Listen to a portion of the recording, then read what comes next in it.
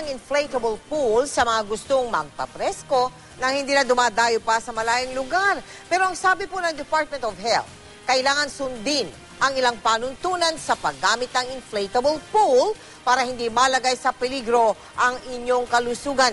Nakatutok si Jamie Santos.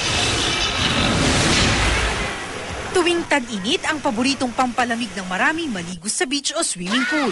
Pero ang iba ayaw na raw lumayo pa. Sa halip na dumayo likod bahay ang summer destination. Wala mang white sand o malawak na pool, ang mga bata masaya na sa inflatable pool.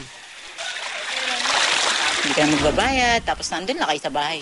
Nag-enjoy, walang kailangang oras na ano. Diba usually sa resort, may mga oras pa. Tipid nga sa gasolina at pamasahe, makonsumo naman sa tubig.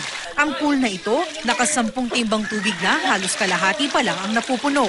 Kaya ang ilang pamilya, ilang ulit na gagamitin ang tubig sa pool.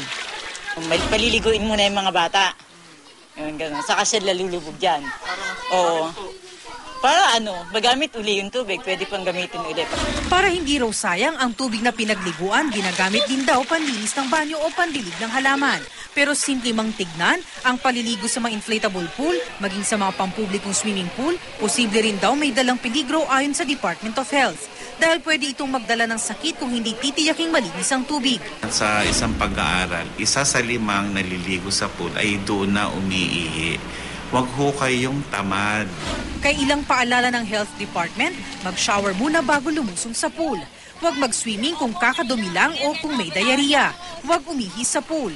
Huwag magdadala ng hayop malapit sa pool dahil baka umihi o dumumi ito sa pool. At huwag kumain sa pool. Jamie Santos, Nakatutok, 24 Oras.